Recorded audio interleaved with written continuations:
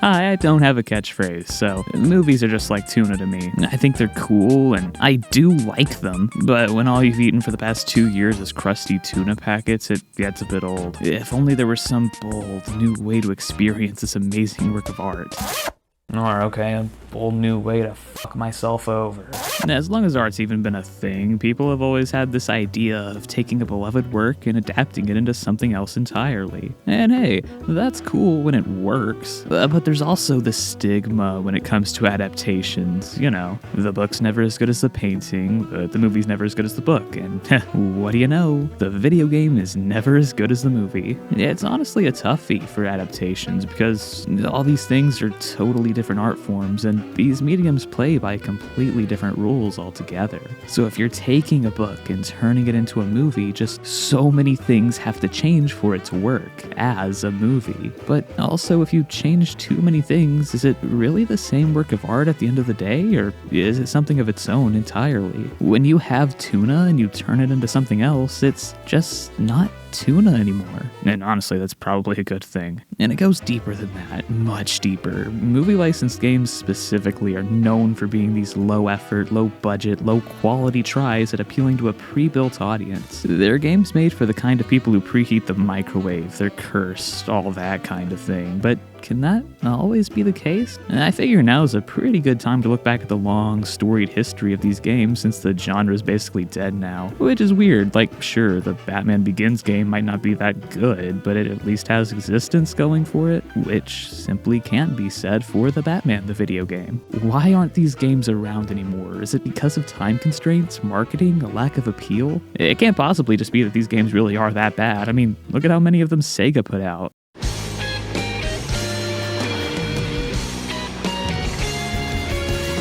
The second generation of games is, where things actually got kinda interesting. And that's where we start to see movie licensed games really starting off, but not in the way you'd probably expect. See, most people consider the Atari 2600 to be the first real game console, or at least the first really successful one. The sort of grandfather of the entire gaming industry in a way. And it's more or less true, so naturally you'd think, oh yeah, that's where we're gonna see our first movie licensed game ever. But no, actually, oddly enough, the first ever game based on a movie would appear in the form of 1979's Star Trek Phaser Strike on the Milton Bradley Microvision, because nothing screams, I'm an attention-starved middle child, quite like owning a Milton Bradley Microvision does. Alright, firstly, I have never been a Star Trek guy. I've always been a big Star Wars fan as far back as I can remember. And you know the rules. You can be a Star Wars fan, or you can be a Star Trek fan, but if you're both, you're just a straight-up asshole.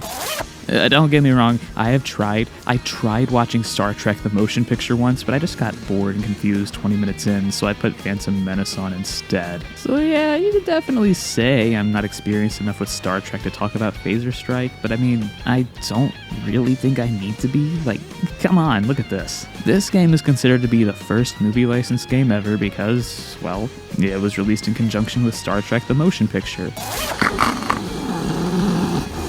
Like, let's be real here, this isn't Star Trek. All this is the first thing that comes to your mind when you think of generic video game. You're just a block shooting another block with a block and a block. And yeah, I know you're supposed to use the power of imagination, like a lot of these older games required you to make this a more grand experience, but no. This could be any generic video game. In fact, a year or so after the game's release, the Star Trek name was dropped from the title entirely, and this became its own thing, which is really what it was all along, if we're being honest. So in terms of adapting a movie, this is horrible. Like, what do you expect from the Microvision? But in terms of being a game on its own, though, I mean, you kind of have to give older games like this, especially handheld ones, more leeway. Again, this was 1979, and this is a fine little arcade game, all things considered, so yeah, it's just mediocrely mid. On my patented 8-nugget grading scale, Phaser Strike earned a solid 4 out of 8 nuggets. Like, if I was a kid in the early 80s, I could probably see myself spending some quality time with this one, but outside of that, not really. But you know what I couldn't couldn't see myself getting quality time out of? 1980, just that whole year. No movie license games released at all. Like, is nothing even sacred to you people anymore? The same goes for 1981, another terrible year offering nothing much to live for. But chin up, Knucklechucks, because that isn't at all to say for 1982, the year we'd see 7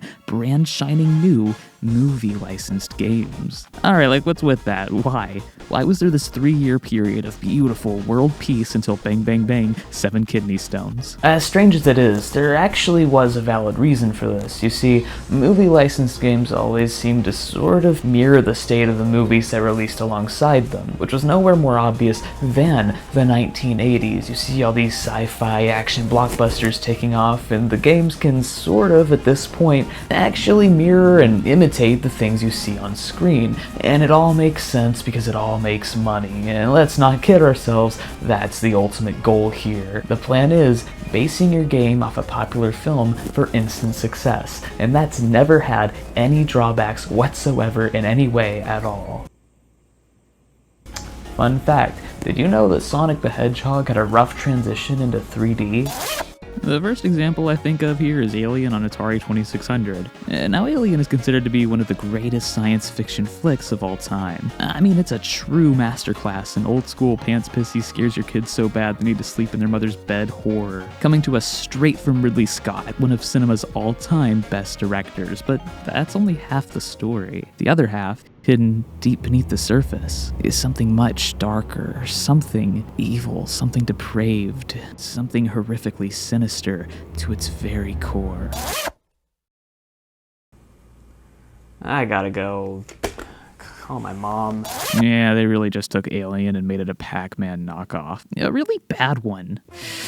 So here's the thing, yeah, of course, it'd be really stupid to expect an accurate adaptation of Alien in 1982 with the technology they had, even in terms of tone and style or story, because, well, those things didn't really exist yet in gaming. But you're telling me the devs couldn't have thought of something more original, something more fresh. Like, yeah, artistic inspiration is one thing, but it really is just a Clover Valley brand Pac-Man knockoff. And at that point, like, why even try adapting Alien? This shit is asinine. I'm talking 9 whole asses. 2 out of 8, that's the highest I can possibly give this, but hey, to be fair, at least it's better than the actual Pac-Man game on Atari 2600. Speaking of which, breaking news, Nimrod, E.T. bombed. Like, really bombed. Bad. This game is probably the single most overhyped video game of all time. Everyone and their alcoholic stepmom and their alcoholic stepmom before them have had it bludgeoned into their heads to death and back that this game is what supposedly caused the great Atari shock or gaming crash of 1983. That it was responsible for the US losing interest in gaming. That it was the reason that dollar stores' bathrooms are closed all the time. That it,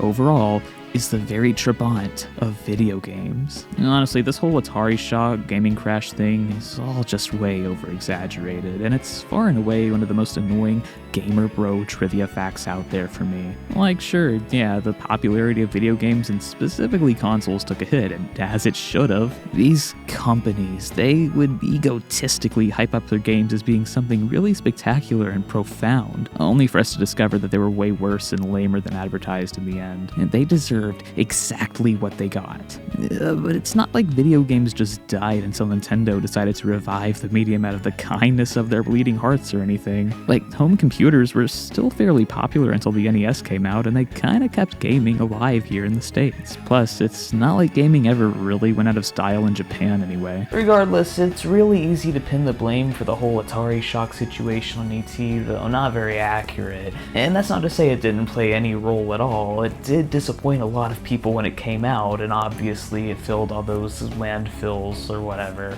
Not to mention, 700,000 copies of the game were returned shortly after their release.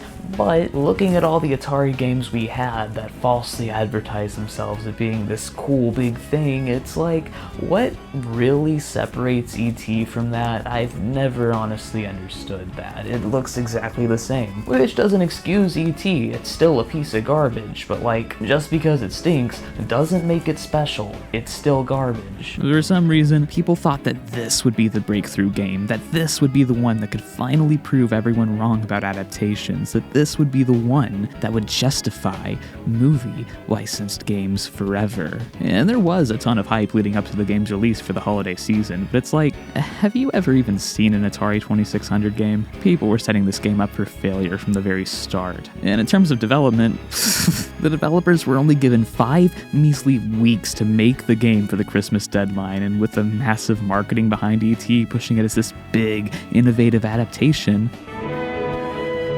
The video game that lets you help E.T. get home, just in time for Christmas. People were setting this game up for failure from the very start. The guys in charge didn't have much faith in the game's build either, like Steven Spielberg himself apparently asked the programmers if they could make it more similar to Pac-Man. What the fuck is it with you guys? And as for the game itself, it's confusing, it's poorly put together, and it has really little to do with the movie. Again, it's bad, but it's par for the course Atari bad. All it is another overhyped game that didn't live up to its marketing, which is really why I think the Atari shock happened in the first place. People didn't get sick of video games, they didn't want to stop playing them, they just lost faith in the business, and as they should have. And if there is a single game responsible for that, it's Pac-Man on Atari 2600. And now don't get me wrong, I love Pac-Man. I am obsessed with Pac-Man. Pac-Man Championship Edition is one of my all-time favorite games. My favorite arcade game ever is Miss Pac-Man, aka the Noid side piece. Pac-Man's my soulmate. I mean, we share the same birthday, for crying out loud. And honestly, Pac-Man's the only reason the color yellow's even worth looking at. But this is just slanderous buffoonery, and as an American goddamn citizen, I will not stand for it. Pac-Man 2600, just like E.T., it also came out in 1982. Just like E.T., it released on the Atari 2600, and just like E.T., it absolutely bombed. Like, really bombed. Bad. It's awful. It sucks so bad. People took this baby home thinking it'd be just like the arcade game, only to be met with a dirty left hook. Point being, if anything, this was the straw that broke the abominable Atari camel's back, not this one. So removed from the gaming crash drama, E.T. is a bad game, but nothing much more than that. There's nothing really special about its badness, so that's a 3 out of 8 nugs for me. I'm not really defending it, and I'm definitely not saying it's good. I would never play this on my own time. I mean, after all, I don't want people coming up to me in the street saying, "Hey, aren't you that guy who fucking sucks?" But hey, in E.T.'s defense, at least this sprite looks like E.T. Can't say that about Alien. Or Pac-Man. In terms of other movie-based games for the Atari 2600 released in 1982, it turns out it isn't all just doom, gloom, and unspeakable abominations to mankind, because we've also got, haha, here we go, Star Wars. You know the old saying, opinions are like assholes. Everybody hates Star Wars. Yeah, that comes with the territory of being kind of the definitive film franchise, but you can't deny that the controversy is crazy. You bring up Star Wars at the Thanksgiving dinner table and everyone goes flippin' loony. You got your original trilogy supremacist aunt you never really liked arguing with your open-minded stepson about Luke's character in The Last Jedi. And your annoying younger brother won't stop spamming prequel quotes the whole night, and then your weird meth addict cousin is off in the corner somewhere begging people to please God, give Star Wars Rebels a chance. And now the trauma's back. And this is why we don't discuss religion at the dinner table. But hey, back in the day, back in the golden days when there were 2 and only 2 Star Wars movies, things were way more simple, because by and large, pretty much everyone just agreed, yeah, Star Wars is heckin' cool. And that coolness was able to carry over really well, surprisingly, what I consider to be the first ever good movie licensed game, The Empire Strikes Back. Now, it's nothing groundbreaking, but the game actually manages to look and feel like the opening battle from Empire Strikes Back, with actually accurate sprites and music for once. This is Star Wars. By God, this is Star Wars. And you can tell. It is kind of lame that the emotional core of the film had to be just utterly castrated from the thing, but unfortunately that's something that had to be done. Games were so primitive during this time that they couldn't really do stories without complete reliance on an instruction manual or something. This was that essential part of taking that original work and adapting it into this bold new medium, and for what it was, this game works. It's decent, it does what it sets out to do, and does it well. It's at least somewhat accurate to the movie while adapting it well, and as a game itself, it's pretty alright. But you know what isn't not pretty alright. This game's prequel that released a year later, Star Wars. Again, nothing that saved the universe or anything, but for a video game in 1983, much less a Star Wars one, this is just way cool. It looks good, it plays good, and it captures the feel and look of Star Wars perfectly, and actually feels playable compared to so many other Atari games. For a console that couldn't run a buttered piece of gluten-free toast without coughing and sputtering something awful, this game was really impressive for the Atari, and even by later game standards, it still holds up. But imagine a bright, hopeful future where we didn't have to endlessly applaud games for barely running well and kind of looking okay. No, what if we had games that could go beyond just, holy shit, it actually started. It's Game of the Year material right there. As film progressed through the 80s, things got flashier. All but gone was the culture-changing, down-to-earth cinema of the 70s, and now we had all these big action blockbusters filling the screen and filling them good. And from a cinephile's lens, this sucked. But alternatively, from a guy who likes explosions sometimes lens,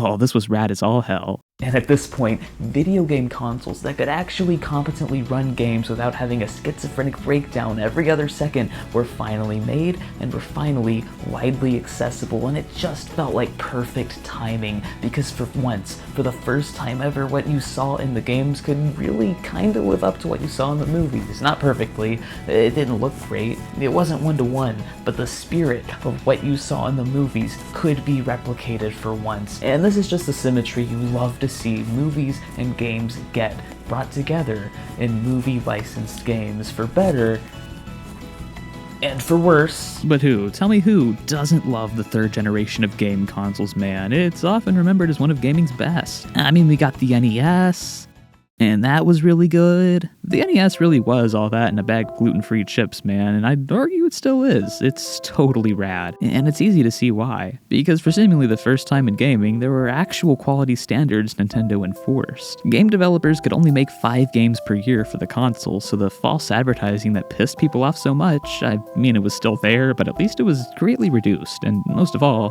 games had to meet an actual certain level of quality to make it onto the NES at all. Geez, modern Nintendo really could learn a thing or two from the 80s. And that's why the NES really made it big. However, there were 2 other main consoles during this generation. That being said, one of them was the Atari 7800, so really there was one other main console during this generation, that being the Sega Master System. And say what you will, but it was definitely there. The good old days, back when Sega made hardware too. Yeah, so remember when I said Nintendo required its developers to stay Nintendo exclusive? That kinda made things way worse for other consoles, since, well, the NES was a cultural phenomenon, so all the developers wanted their games on it so they could make a decent killing off their games. Meaning that the only third-party games that made it onto the Master System were ones that didn't live up to Nintendo's quality standard. And the only games that made it onto the Atari 7800 were the flippin' fossils. Now, what does all of that have to do with movie licensed games? It's like I've been saying, there's always been this sort of dogma that movie licensed games are just low-effort trash, and while a lot of those games that were bad did make it to the NES,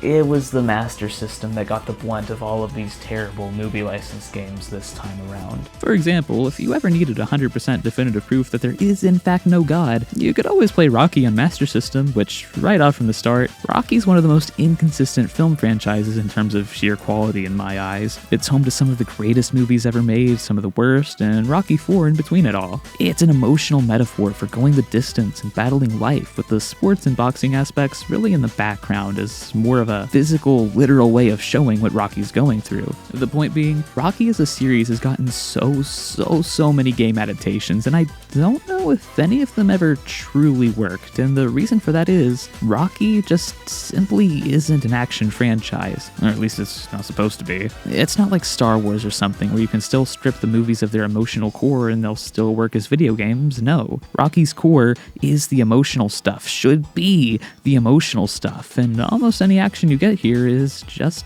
boxing. I mean, it's really well shot and suspenseful boxing most of the time, but it's still just boxing. Translating that into any game is rough, but a Master System game of all things with only 2 tiny little buttons, yeah, that's damn near impossible. But to Sega, impossibility ain't nothing but foreplay. Now, to its credit, the graphics are really impressive for Master System and for 8-bit systems overall, and I think it's pretty funny that both this and Rocky on PS2 both use the same Rocky 4 artwork. It's just kinda cool. All of this is shaping up to form a game that honestly wasn't half bad. It was just all the way bad. You jump into the game and you kick off training. It's just punching a bag by pushing the 2 buttons at your disposal. I mean, honestly, why even deadlift when you can just button mash? My testosterone has never been higher than it is this very moment. Immediately, right off the bat, you're plopped into the final battle with Apollo Creed. Woof, that was fast. Wow, I sure wish I could skip my personal struggles and just jump right to the pinnacle moment of my entire life right from the get-go. The gameplay here is nothing special. You shuffle to the left, shuffle to the right, hit the 2 buttons to punch, whammo bammo. It's really basic and not super immersive, but to be totally fair, this controller does have a disability, so you can't judge it too hard. And after you beat Apollo, you train, and on to the next opponent. Geez, this really is just Diet Punch-Out, isn't it? After you beat everyone, you get this ending cutscene. I take it back. The emotional investment here is off the charts. I don't know, man. It's not the worst movie license game, not the worst movie license game on Sega Master System, not the worst Stallone movie license game on Master System, but overall, the controls kinda suck, and if you get really, really good at just...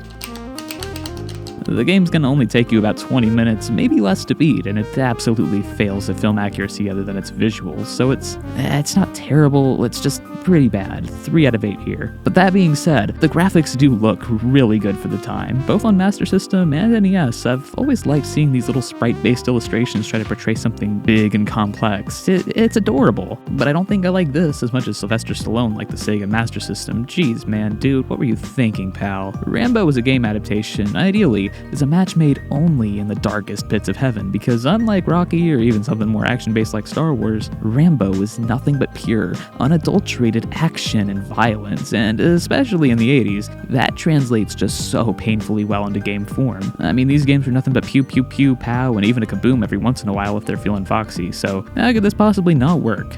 Like this. Yeah, it turns out, not a great game. Surprised? You just run upwards and shoot at people, and the controls make it to where it never feels like you're aiming in the way you want to, and other than running and shooting, there's nothing here. So I would give this a negative nugget score for being not so good of a game, but when you take into account that Rambo was nothing more than running or shooting, that alone boosts this up to one of the most accurate movie licensed games ever for capturing the film perfectly, so I guess that alone makes this a totally genuine 4 out of 8 nuggets. So yeah, if we're judging movie license games based solely on what we got on the Sega Master System, then I guess the critics were right. They all are just a bunch of low-effort trash. But here's the thing, I think that I, as a person, have more credibility as a game console than the Sega Master System does. So I can say, yeah, this ain't it, buddy. This is. And studios really took notice of the NES's crazy wild popularity in around 1986, 1987, and that's when the landfills of film adaptations started to pour in.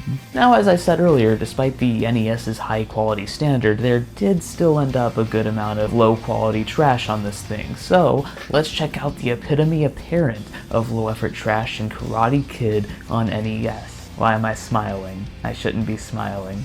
I should be frowning. We should all be frowning because this exists. Now, I like Rocky a lot. It's very good. Definitely in my top 3 film franchises ever. Karate Kid, meanwhile, is something I've never really given a moose end for, frankly. Like, it's fine, I guess, but to me it's always just been Rocky, but for even younger kids. Seriously, same director and everything. But that's not to say it's bad. I totally get why so many people love it. It's just not my thing personally, and that's okay. Good even. Having different tastes is a good thing. People like different flavors of tuna, and that's fine. It's not objectively bad, whatever that means, just because it's not for me. And now the game, on the other hand, I don't want this shit on my hand. You know, say what you want about Karate Kid NES. It may be no Celeste, but it sure packs a pretty good chubby cherub if you're into that. The controls are just not good at all. For instance, if there's a universal law in gaming, it's that jumping can be almost any button. It can be B, it can be A, it can even be X for all I care, but it can never, and I mean ever, be up. And this game takes that rule and does just unspeakably deplorable things to it. And the controls for combating an enemy are so awkward because because the jump controls make it almost impossible to land a hit before you're knocked backwards. Even structurally, it's a really odd game. And like, it starts at the ending of the first movie with this tournament thing, which is like inexplicably easy, then all of a sudden, wham, you're thrust into the middle of the second film with a completely different side-scrolling playstyle rather than 1v1 combat, wherein you're beating up random guys and eating their D's and their C's. And real quick, bud, I don't remember if this is an actual scene from Karate Kid Part 2 or not, but I would not be surprised if it was at all. Oh, the game is now just randomly way harder and super unfair.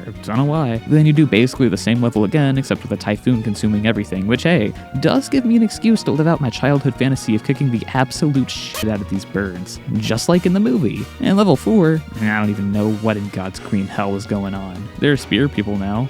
Okay, sure, why not? Whoa. Then once you beat the stage, the game ends and some old guy hits on you. Sure, if only.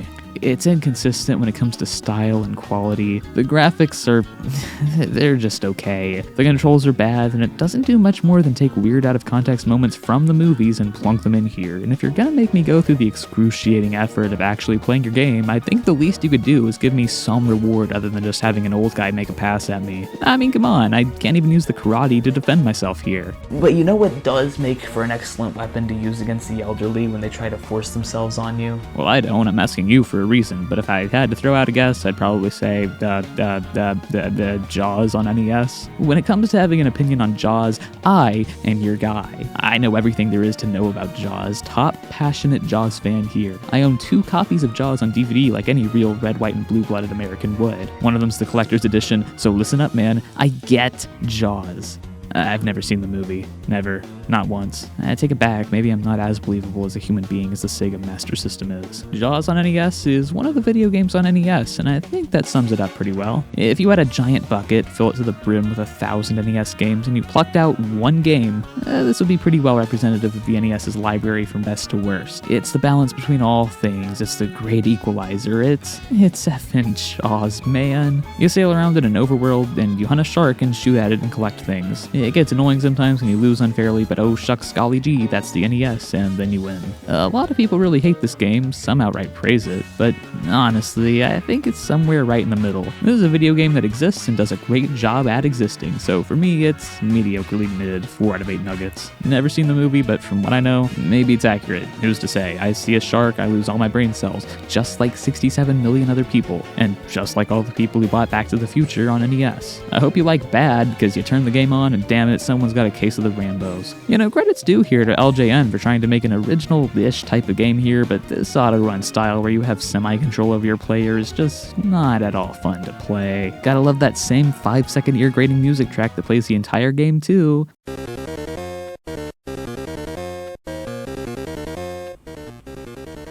This is the song Hitler killed himself to. Back to the Future is one of the most beloved movies ever made, and that comes from its fun plot, its entertaining spectacle, and just how downright bizarre its story is. At this point, virtually everyone's mocked the film's weird-ass American Oedipus Rex premise, but hey, it worked, and the film is without a question an iconic staple of Americana. I never really gave it the credit it deserved, but what I've come to realize over the years is, sure, it's not some deep masterwork of cinema or anything, but Back to the Future is essentially a perfect movie in the way it's crafted. Everything set up is fully paid off. Every concept established is so thoroughly explored. Every character and plot element and line of dialogue has some sort of purpose, and all connect so well with each other. It is, like I said, a perfect movie, and I really miss that iconic level of originality in the movies of today. I mean, we're so focused on legacy sequels and established IP that I don't think our generation really has icons in film that'll be remembered in the same way things like Back to the Future or Star Wars or Indiana Jones are now, or even back then. And maybe that's because of oversaturation, maybe that's because of a lack of gumption, maybe that's because creative voices in Hollywood are stifled, barely utilized, and are always at risk of being axed in favor of artificial techno slop. But, I don't know, like, we have so many great and ambitious artists now creating great and ambitious things, but the mainstream almost always seems to be littered with cash grabs that only exist to make a few quick beans off of something else's success. Anyway, here's a 1989 cash grab that only exists to make a few quick beans out of something else's success. Is that a contributing factor to why people hate this game so much? I mean, yeah, probably, but the game really is that bad. You go around collecting clocks while avoiding everything under the sun, bees, oil slicks, window repair guys, guys, and even hula hoop girls. Jeez, man, they're pulling out all the stops here. Avoid the fact that none of the throwing glass at bullies, none of the tossing bowling balls, none of the layout and design of the game, even down to the character sprite is accurate to the film it's supposedly based on by any seam of a stretch, much less the climax, where you have to avoid lightning bolts, which is like the direct opposite of the film. And at the end of the day, the game's just clunky. I think a lot of the inaccuracy could probably be forgiven if the game was actually playable, though by no means is that any excuse for the game's terrible creative decisions, but man, even simply controlling the character, jumping, aiming, avoiding enemies, it all just feels really wrong. This is the very definition of a 2 out of 8 nugget product, and all of this results in the type of game you only ever see sold in bundles, like NES Bundle, 8 hit games. Oh yeah, it's a hit game alright. You know what else also feels really wrong? The fact that Top Gun has like 15 games based on it alone. Huh. I've honestly never been a huge Top Gun guy, but maybe that's just because my testosterone levels are really, really high in terms of lowness. I don't know. The NES game, though, was iconic. One of the system's best-selling games out there, but does something being a classic really mean it's actually any good? Well, the graphics and everything look really nice, and that's certainly a plus. It really feels like I'm about to commit a bunch of war crimes against an impoverished nation on behalf of oil billionaires, you know? Aside from that, nah, it's more or less just a simple fight simulator / shooting game and nothing much else. Again, it looks pretty nice, but the gameplay isn't all that engaging or fun. It's mostly just kinda boring. And of course, it's iconic how tough it is to land that plane, but really, why is it so hard to land the damn plane? This isn't the fun, oh hey, I solved the puzzle hard. It's the, I hate this and want to give up because this is way too unfair kinda hard. Ultimately, this is yet another mediocrely mid game, but thankfully, things started to shape up for movie licensed games on the NES soon after this. You can tell as time marched forward that movie licensed games started to become something more, something greater than they were before. Like up until the mid-80s, they were just hastily thrown together hodgepodges of garbage just to capitalize off of film success. But you can tell that slowly but surely, game developers really poured their hearts out trying to make great adaptations. With effort and care and attention to detail, they would take a movie, they would take what worked in it, and they would adapt that material into another medium. They would form a whole new work of art entirely. It wasn't just some greedy CEO sitting back and slapping the Make Pac-Man Go button anymore, because frankly that just didn't work anymore. I mean, I'd argue it didn't work to begin with, but that's not the point. What mattered is that these people really cared about trying to make something great. They really cared about taking what worked and changing what needed to be changed to fit this new medium to make something worth remembering. And I don't think that's any more obvious than in one NES game specifically. Far and away, one of the best games on the entire platform, Batman the video game. It was made by Sunsoft, which nowadays mostly just re-releases Famicom games, fun fact, and it was based on the 1989 film Batman. Not Batman the movie, not Batman 89, not The Batman, it's Batman. It's just called Batman, which is part of the reason I consider this to be kind of the definitive Batman experience cinematically. I'm the kind of guy who loves every version of Batman. Well,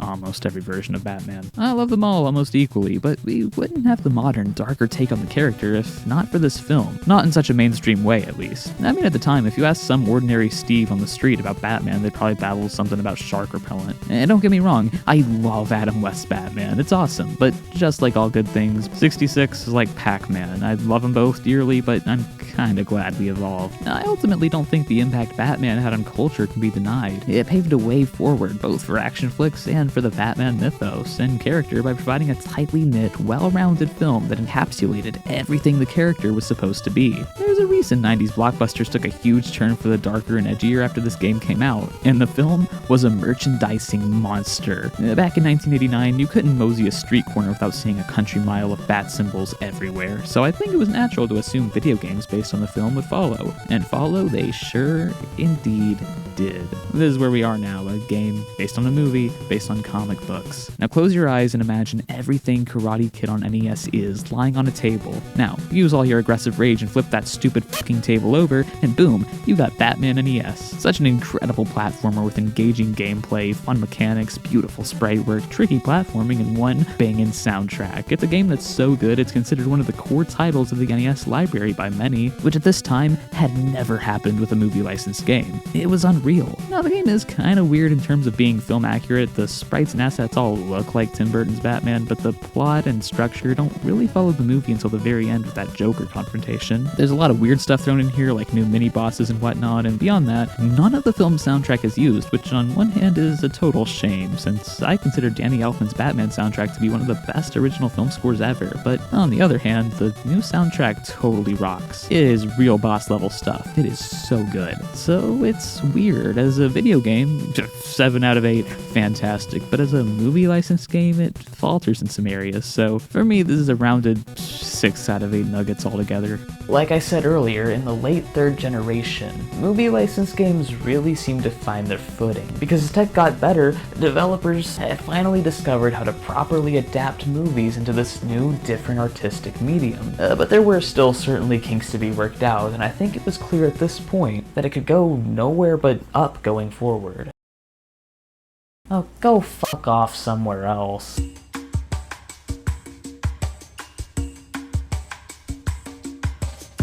You know, people always say the 90s were the best time to be alive, and frankly, I wouldn't know because I was too busy not being alive for another 15 years, but despite the fact I've always thought the 90s were maybe just a little bit overrated, you still can't really discredit it at all. Like, everyone remembers the whole Disney renaissance of animated movies during the 90s, but I'd argue the whole of the arts and entertainment industry really had its own renaissance. It wasn't just Disney animated films, it was games, it was movies, it was TV, it was everything.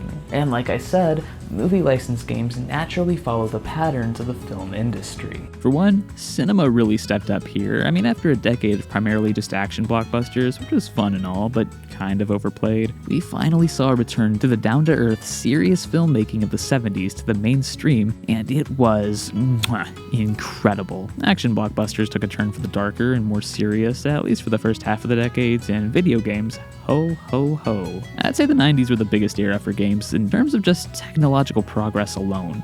I mean, the fact that there was only a 9-year gap between Dr. Mario and something like Silent Hill or Resident Evil 3 is absolutely mind-breakingly nuts. With all the 3D stuff going on through, it does get really easy to kind of glance over the 4th generation consoles, and after all, they are still 2D like the 3rd generation, but not only did they experiment with all kinds of crazy 3D stuff, but the specs on these allowed for so much deeper experiences. I'd honestly say the 4th generation games felt more fleshed out, more complete, more stylized, and generally hold up better than the clunky, full-on 3D games of the 5th or 6th gens. Which, of course, isn't to say those are bad at all, but still. And now we've arrived at my one and only happy place, the Sega Genesis, my favorite game console that looks and functions like a foot massager.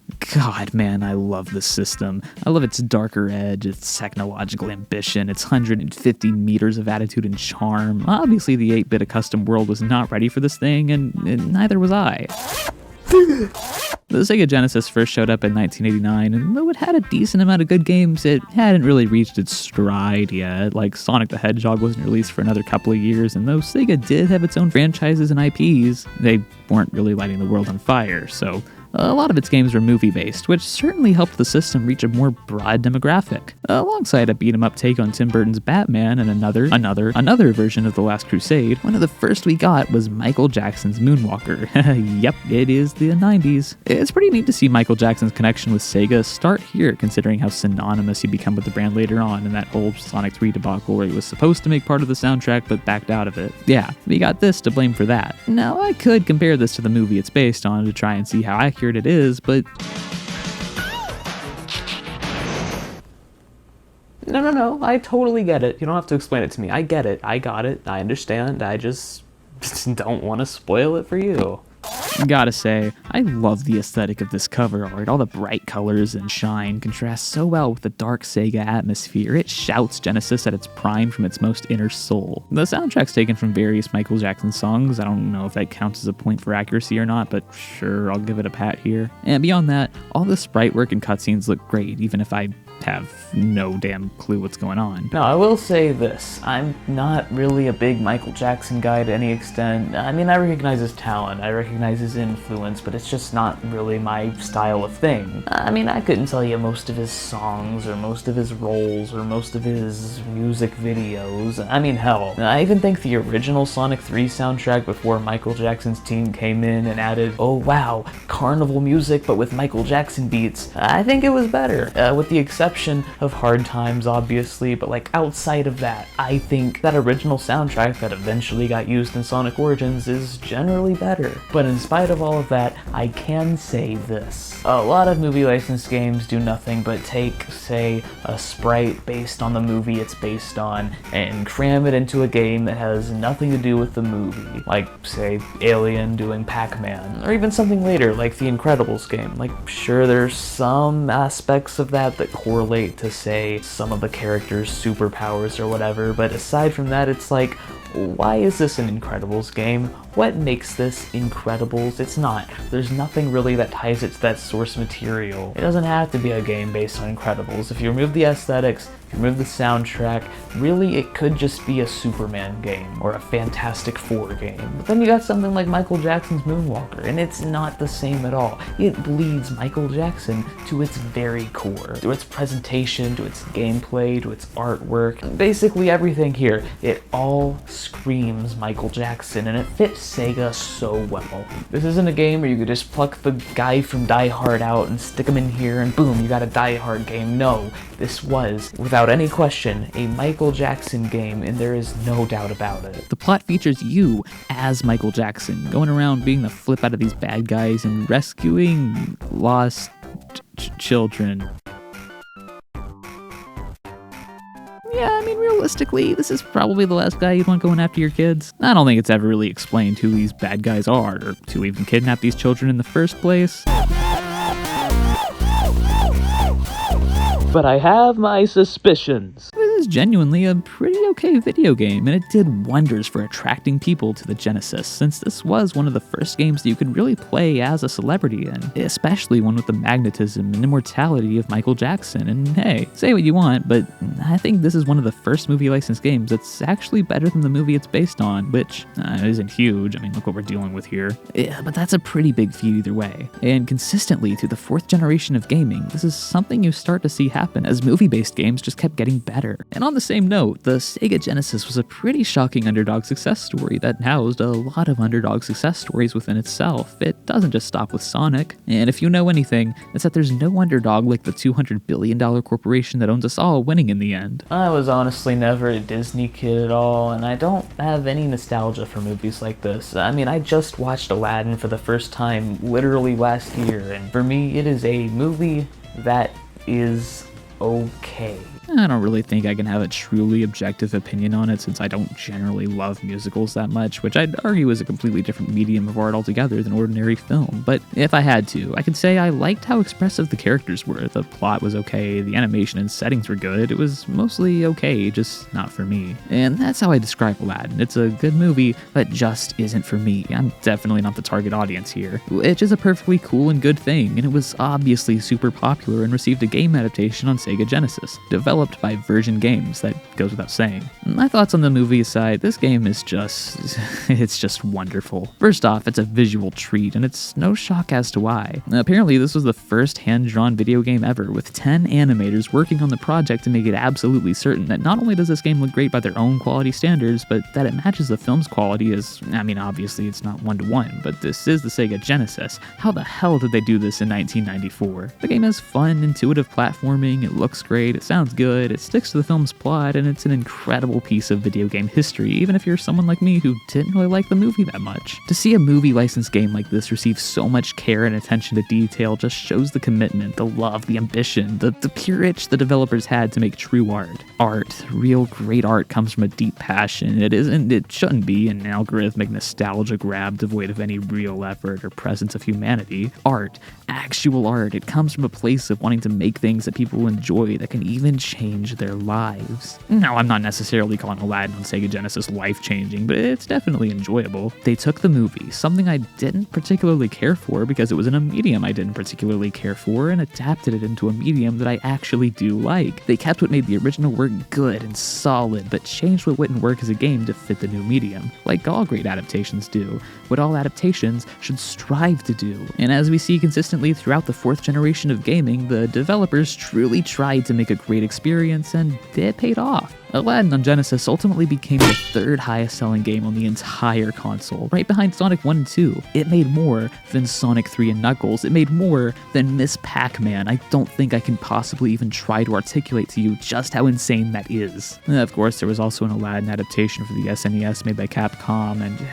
it's okay. I don't think the level design is as polished as the Genesis version, and it certainly doesn't do as much new. I love sprite-based games and all. I mean, it's my favorite art style. What do you want me to say? But compare this to the sheer ambition of the Genesis game, and it's like, be honest, which one's really better? Oh yeah, I forgot to mention, the Super Nintendo came out, and outside of having a slightly slower processor, the Super Nintendo clowned Sega's Genesis in every single way. It packed better graphics, better sound, better color, and ultimately better power, which was kinda all that mattered back in the console war days. It all boiled down to who could do more ambitious stuff, and when it came to ambition, the SNES dripped it in spades, as not only are many of its games considered the greatest ever made, but it always experimented with pseudo 3D possibilities, whether it be using pre-rendered 3D models in Donkey Kong Country, or whether it be having 3D-ish landscapes in games like F-Zero or Star Fox, or whether it be making me lose my fucking lunch in games like Jurassic Park. I truly do recognize that Jurassic Park is a beloved classic in film.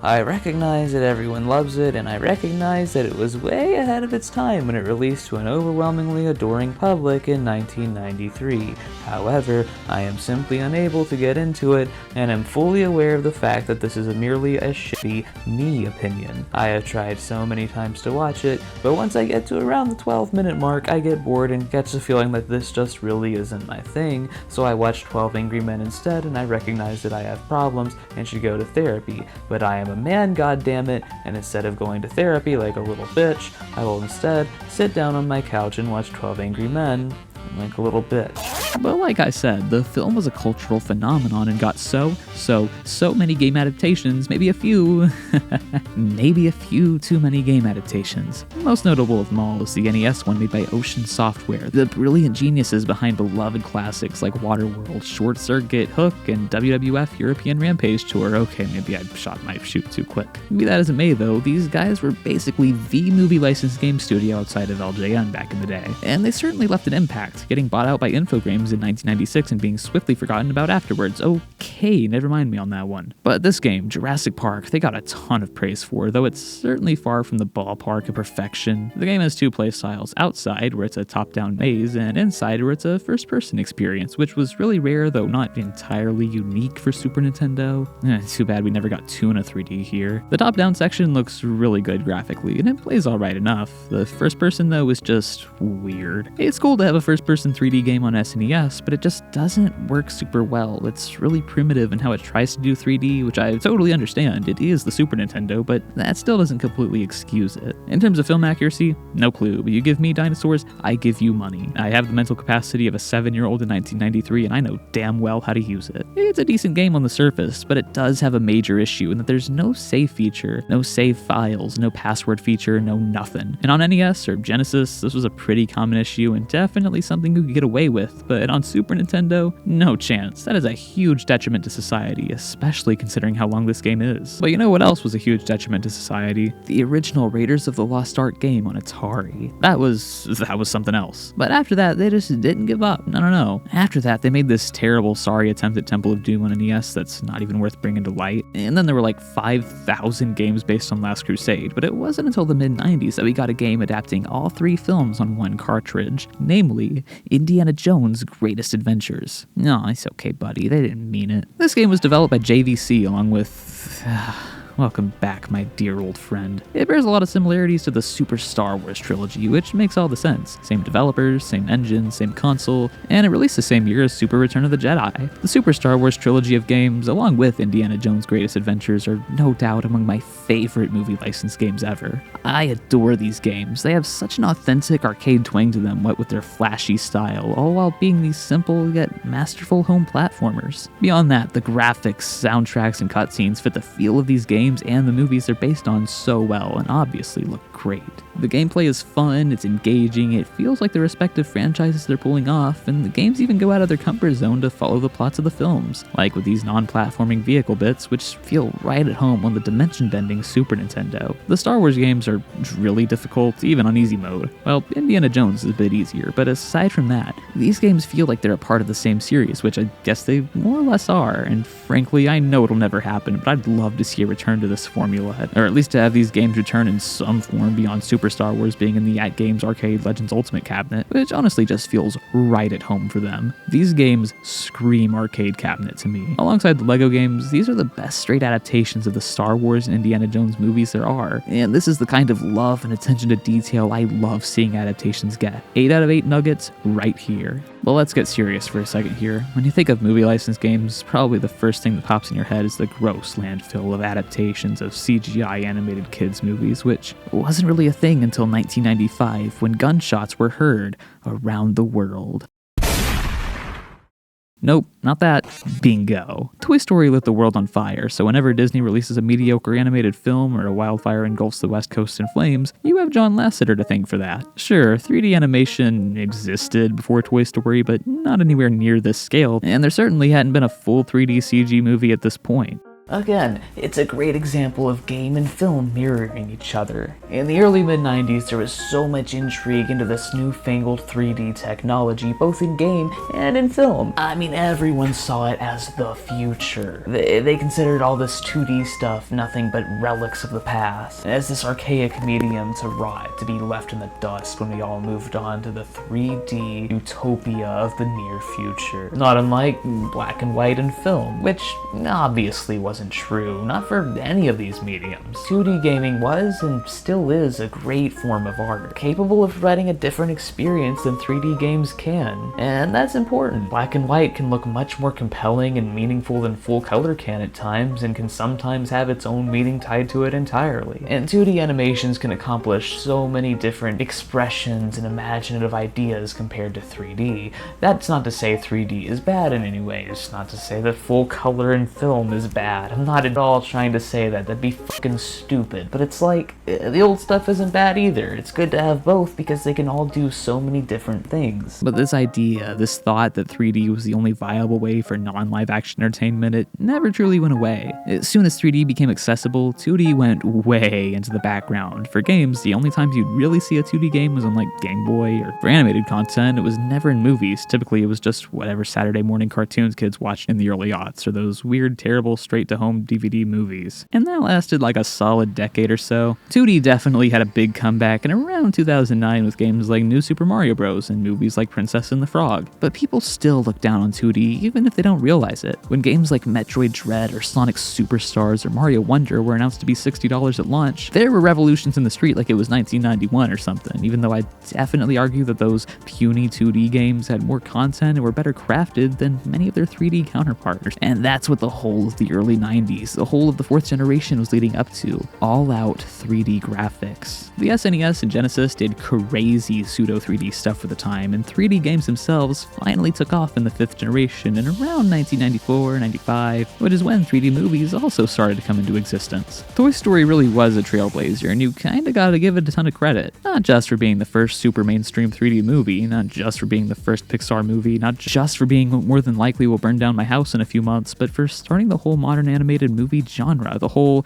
exploring the hidden world of some inanimate object type thing. Again, I don't know if that's praise or criticism, but take it as you will. It was a no-brainer that a juggernaut like this would get game spin-offs aplenty. Most notably, one for Sega Genesis and Super Nintendo, essentially the same game across both versions in 1995. Well, after the PlayStation 1 and Sega Saturn were out, that's kinda hilarious to me. This groundbreaking movie that broke the metaphorical chains of 2D being forced right back into those supposed chains of dated 2D consoles. In spite of that though, this is the type of game that makes me think the 4th generation and movie licensed games as a whole are grossly underrated. Like sure, nowadays people only really remember this game for having just terrible, unspeakably dog shit edging on Woody, but it's a great display of the 4th gen system's power, its graphics, and 3D capabilities which are so often overlooked. The game at its core is still a 2D platformer, I know, big shock, crazy, right? But it tries as much as possible to carry out the movie's plot, and instead of doing something like the Super Star Wars trilogy where it breaks the game's mold for the sake of accuracy, or games like Alien that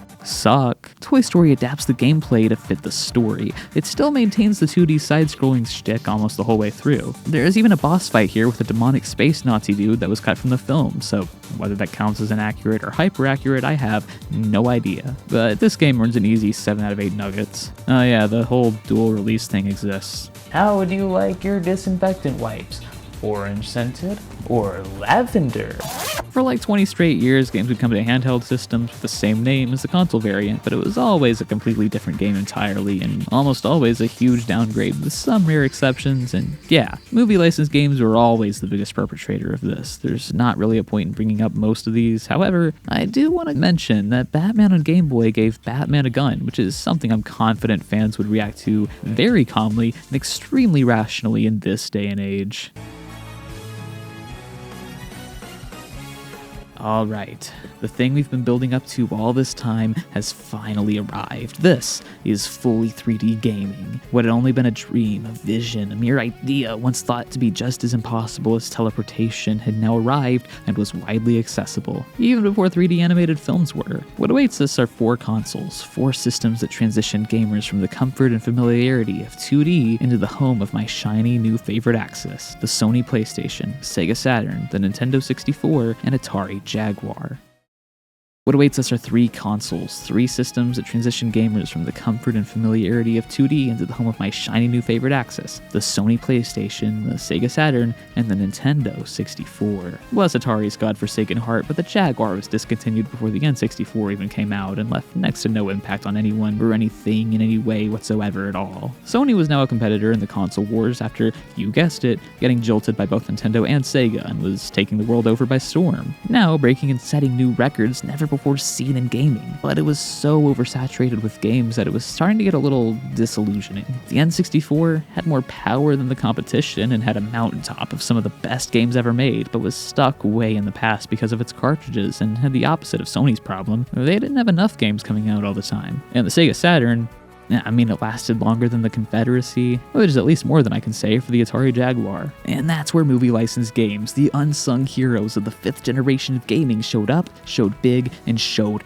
out. I genuinely love the very visible, very drastic change you see these games go through during the retro age. They start off as these cheap, rushed cash grabs in the 2nd generation, and throughout the 3rd you see them slowly but surely develop into these true works of art made by passionate creators, both with an undeniable love for the source material and an undeniable love for the medium of video games, to the point that in the 4th generation, some of these games become synonymous with their respective consoles. And in the 5th generation, they become more integral than ever. In an age where PlayStation games were kind of all over the place, these games based on popular movies helped unify gamers and give them a mutual shared experience. In an age where Nintendo was releasing like 3 games per year, these high-quality movie-based games filling out the empty space in the title library actually gave people something good to play. And in an age where Sega Saturn was still on the market somehow, we got Street Fighter, the movie, the video game. This is where we are now, a video game based on a movie based on a video game. The N64, I think, had the most iconic movie-based games of this era and was home to 4 different Star Wars games, 2 of which being based on everyone's most favoriteest film ever. I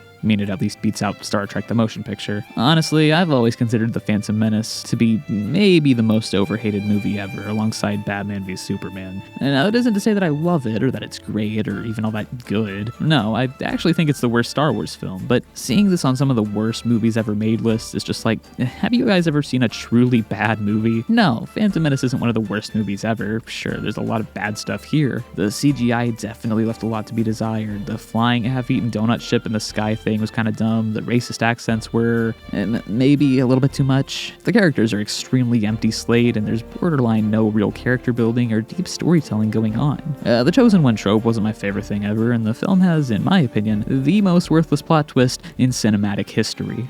I am Queen Amidala. Yeah, and I'm a white guy. Overall, though, I do think the good does outweigh the bad, even if only slightly. There was so much technological ambition here. I enjoy all the politics and world building. The soundtrack, I mean, God, it speaks for itself, as do the action sequences, and it brings so many new and interesting ideas to the Star Wars world, like pod racing for one. The Phantom Menace games on N64 are weird, since neither of them have you play through the actual events of the movie. No, instead they take segments from the movie and turn them into their own thing. For example, there's Star Wars Episode 1 Racer, a racing game which turned out to be a major defining title for the N64. It doesn't replace Mario Kart 64 or F-Zero X or Diddy Kong Racing or Excite Bike 64, not at all. But it certainly feels like its own thing, and was another great arcade-style racing romp fit straight for the fun machine. This isn't a game everyone loves, but I do. It not only nails pod racing as seen in the Phantom Menace, but it's a fun experience on its own. This is definitely a game you don't even have to be a Star Wars fan to enjoy to its fullest. The other Phantom Menace game, Battle for Naboo, is a bit of an odd cat. It's kind of a movie licensed game since it's named after the movie, it's based off of a battle from the movie, and its graphics look about the same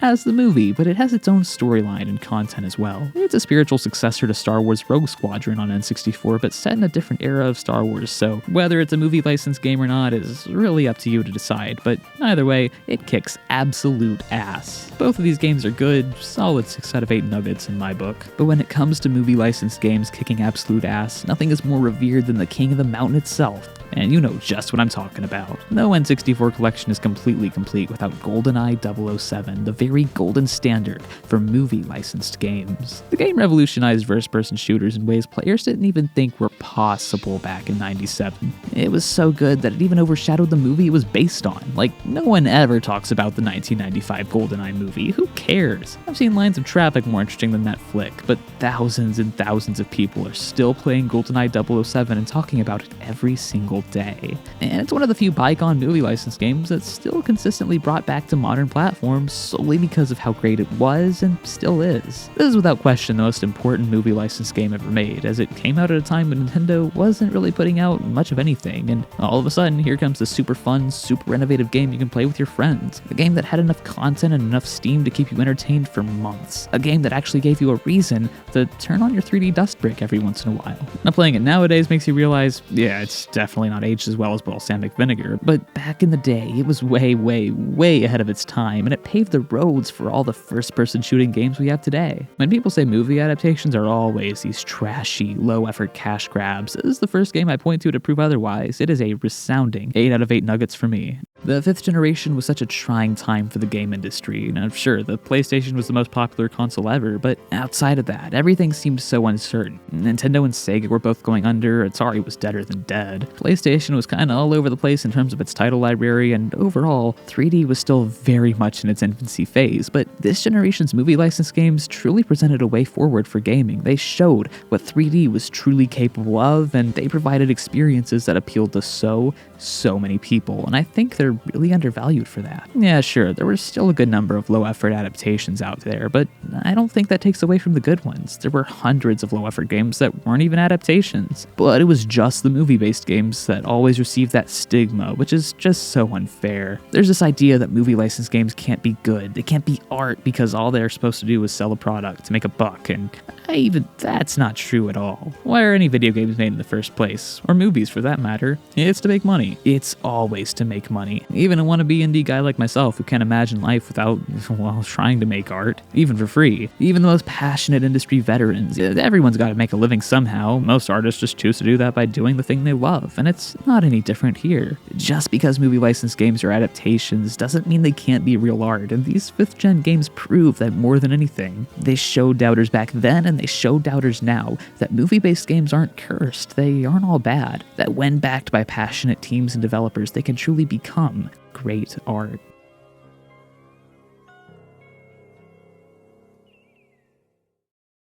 I take it back. I take all of it back.